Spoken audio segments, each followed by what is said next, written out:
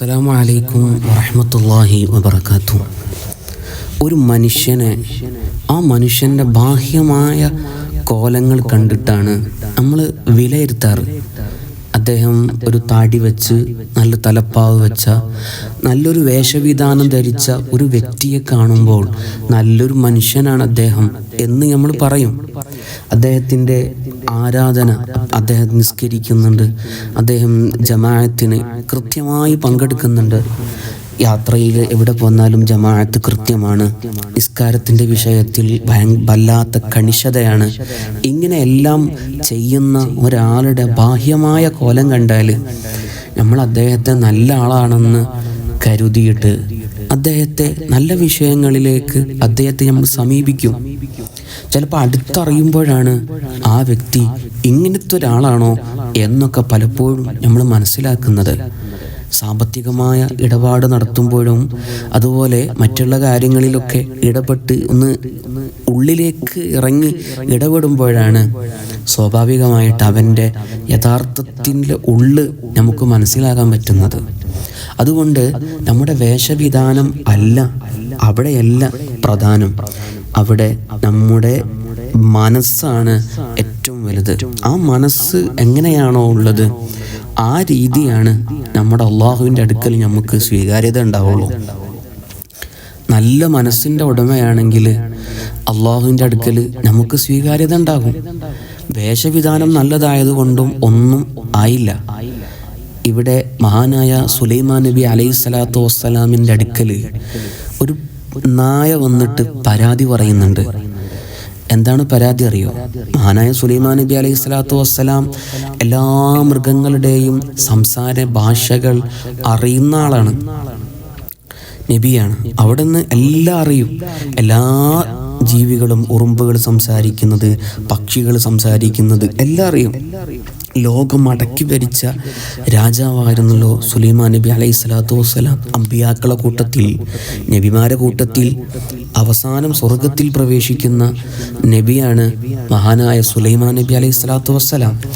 അങ്ങനെ ഒരു നായ വന്ന് മഹാനായ സുലൈമാൻ നബിയുടെ അടുക്കൽ വന്ന് പരാതി പറയാണ്. സുലൈമാൻ നബിയെ, ഒരു മനുഷ്യൻ, ആ മനുഷ്യൻ എൻ്റെ കാലെറിഞ്ഞു പൊട്ടിച്ചു, എൻ്റെ കാലെറിഞ്ഞു, എനിക്ക് ഇപ്പം നടക്കാൻ കഴിയുന്നില്ല. അതുകൊണ്ട് ആ മനുഷ്യന് എന്നെ കല്ലെടുത്ത് എൻ്റെ കാല് എറിഞ്ഞു പൊട്ടിച്ചിട്ടുണ്ടെങ്കിൽ ആ മനുഷ്യൻ്റെ കാലും എനിക്ക് എറിഞ്ഞു പൊട്ടിക്കണം. കിസാസ്. ഇവൻ ഇങ്ങോട്ട് അടിച്ചത് ഏതുപോലെയാണോ അതേ രൂപത്തിൽ അങ്ങോട്ടും അടിക്കുക. കിസാസ് ഇസ്ലാമിക ശരീഅത്തിൽ അങ്ങനെ ഉണ്ടല്ലോ, കിസാസ് എടുക്കണം എന്ന് പറഞ്ഞു. സുലൈമാൻ നബി അലൈഹിസ്സലാത്തു വസ്സലാം ആ മനുഷ്യനെ വിളിച്ചു വരുത്തിയപ്പോൾ ചോദിച്ചു, ഇന്നാലിന് ഈ നായയെ കല്ലെടുത്ത് എറിഞ്ഞ് ആ നായയുടെ കാല് നീ എറിഞ്ഞ് പൊട്ടിച്ചോന്ന് ചോദിച്ചു.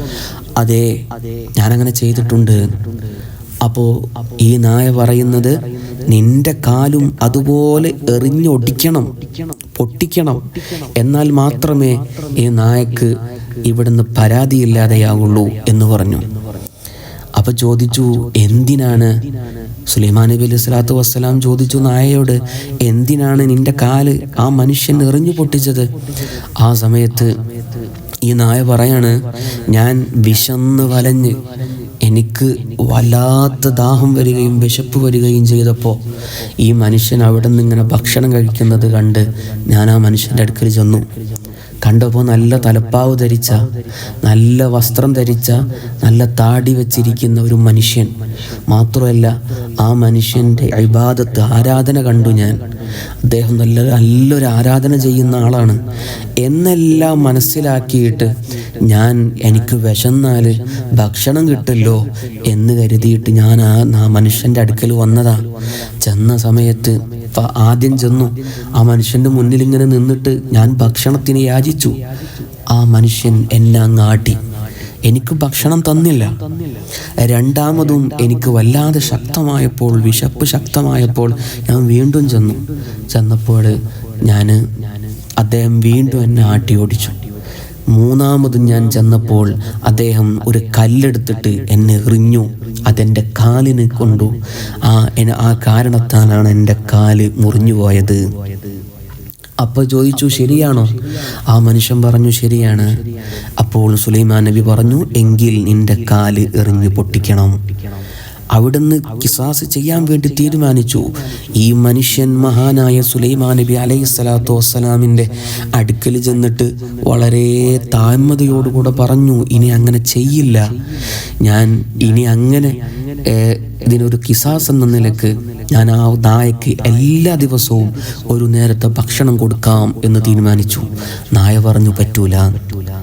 അപ്പോൾ ഈ മനുഷ്യൻ പറഞ്ഞു, എന്നാൽ 2 നേരത്തെ ഭക്ഷണം കൊടുക്കാൻ ഞാൻ. നായ പറഞ്ഞു, പറ്റൂല. ഏതാ പറഞ്ഞു, ഒരു ദിവസം എല്ലാ ദിവസത്തെ ചെലവും എല്ലാ സമയത്തുള്ളതും ഞാൻ ഏറ്റെടുക്കാം എന്ന് പറഞ്ഞിട്ടും നായ പറഞ്ഞു, പറ്റൂല. എനിക്ക് അദ്ദേഹത്തിൻ്റെ ആ മനുഷ്യൻ്റെ ഭക്ഷണം ഇനി വേണ്ട, എനിക്ക് ആ മനുഷ്യൻ്റെ കാലെറിഞ്ഞു പൊട്ടിക്കണം. ഇതാണ്. അങ്ങനെ അവസാനം സുലൈമാൻ നബി അലൈഹി സ്വലാത്തു വസ്സലാം ഇടപെട്ടിട്ട് പറഞ്ഞു, ഒരു മാപ്പ് കൊടുക്ക്, എന്തെങ്കിലും ഒരു വഴി നീ തെളിയിച്ചു കൊടുക്ക് എന്ന് പറഞ്ഞു.